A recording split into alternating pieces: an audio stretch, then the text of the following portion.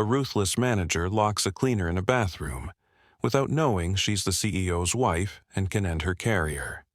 What will happen with her when CEO find out everything about this? But before we start, if you guys like this story, please comment below and subscribe to Story Storer. Please hit the bell icon. Thank you. The muffled thuds of fists pounding on the bathroom door echoed through the pristine marble hallway. "Let me out," a frantic voice pleaded from inside. The manager, Amelia, stood rigid outside, her arms crossed and lips pressed into a thin line. "You'll stay in there until you learn your place," she muttered under her breath, her heart racing more from the thrill of power than guilt. The cleaner had been insufferably slow today, missing dust spots and leaving streaks on the windows, standards Amelia wouldn't tolerate. Moments turned into agonizing minutes. Amelia's stiletto heels tapped nervously against the floor. She knew locking the cleaner, a middle-aged woman with soft, kind eyes and an unassuming presence, was extreme, but she'd convinced herself it was necessary, until silence fell. Amelia frowned. "Hey," she called out, knocking on the door. "Stop the dramatics. I'll let you out when I feel like it." Still no response. Panic crept into her chest. She jiggled the handle, but the old-fashioned lock resisted. "Are you okay in there?" she asked, her voice faltering. The door burst open with a swift kick, splintering the frame. Amelia stumbled backward as a tall figure swept past her, the CEO, Mr. Ethan Hale, his usually composed face twisted in fury. His tailored suit barely ruffled as he knelt beside the unconscious woman sprawled on the tiled floor. "Call an ambulance," he commanded without looking up. Amelia's throat dried up. I didn't mean now." His voice cracked like a whip. Her fingers trembled as she dialed emergency services, shame and fear battling for dominance. Earlier that day, Amelia had woken up determined to assert her authority. The company's recent merger had left many roles in flux, and she'd worked too hard to let anyone undermine her. The cleaner, Grace, had become an easy target. Always polite, always diligent, but never fast enough for Amelia's liking. Grace had arrived that morning with a slight limp, but Amelia paid it no mind. "Don't bother with excuses," she'd snapped when Grace apologized for being late. "Just get to work." The cleaner had nodded quietly, her dignity intact despite the harsh words. But when Amelia found a smudge on the conference room window, something inside her snapped. "This is unacceptable," she'd yelled. "Do you even care about your job?" Grace had looked down, her cheeks flushing with embarrassment.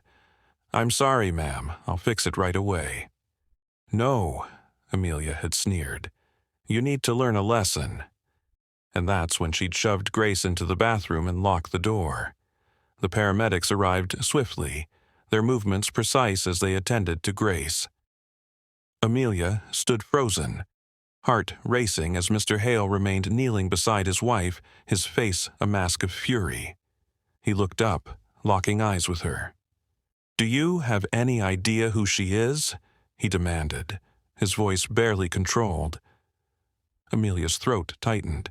"She's just a cleaner, just a cleaner," Mr. Hale's voice thundered. "That woman is my wife." The revelation hit like a punch. Amelia's mind reeled, but before she could speak, he cut her off. "You didn't care to know," he seethed. "You saw someone beneath you and abused your power. That ends now." Amelia's hands shook as she dialed emergency services, but the shame and fear in her chest made it hard to concentrate. She couldn't undo what she had done, and in that moment she realized the gravity of her mistake. The sound of the ambulance fading into the distance seemed to echo the end of Amelia's career. Mr. Hale stood rigidly, his piercing gaze fixed on her, as the hallway remained eerily silent. His words felt like a heavy weight crushing her chest. "Effective immediately, you're suspended without pay," he said, each word cold and final. "We'll review your employment status." Amelia felt the tears welling up in her eyes.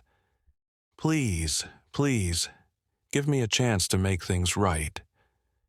Mr. Hale's expression didn't soften. "You'll have plenty of time to reflect on how you treat people," he replied, his voice stern. "But right now, I don't want to see you."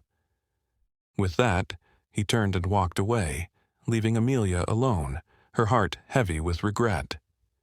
She knew she had crossed a line that could never be undone, and the road ahead would be far from easy. For days, Amelia was trapped in a whirlwind of guilt and self-doubt. The image of Grace, unconscious and vulnerable on the bathroom floor, haunted her every thought. She couldn't believe she'd allowed herself to act with such cruelty, letting power corrupt her. The weight of her actions was unbearable. Determined to make amends, Amelia started researching ways to atone for her behavior. She reached out to shelters and community centers, eager to volunteer her time and learn humility. It wasn't just about regaining her job. It was about understanding the consequences of treating people as less than human. Each volunteer opportunity humbled her further, reminding her of the importance of kindness and respect. Slowly, the realization sank in. Change was a process, and it required more than just a few good deeds. Amelia needed to change from the inside out, and that journey was only just beginning. Weeks passed, but Amelia couldn't shake the desire to apologize to Grace. She had learned so much about herself, about the mistakes she'd made and the pain she'd caused. The idea of facing Grace again, knowing how deeply she had hurt her, made Amelia's heart race with anxiety. One morning, she stood at the door of the Hale residence, clutching a bouquet of flowers. Her hands trembled, unsure if she deserved the chance to make things right. But she had to try. When Grace answered, her calm expression caught Amelia off guard. "I don't deserve your forgiveness," Amelia began, her voice breaking. "But I am so sorry for what I did." Grace's eyes softened, and after a long pause, she said, "It takes courage to admit when you've been wrong. Come in." Amelia stepped inside, overwhelmed by Grace's generosity. It was a small step, but it was the beginning of healing. Amelia's journey toward redemption was far from easy. Under Grace's mentorship, she learned not just how to apologize, but how to truly change. Grace helped her understand that power didn't come from domination, but from empathy and respect. Amelia began to see her workplace through a new lens, recognizing that kindness and fairness should be the foundation of leadership. She worked hard to rebuild trust with her colleagues, advocating for employee rights and creating a more compassionate, supportive environment.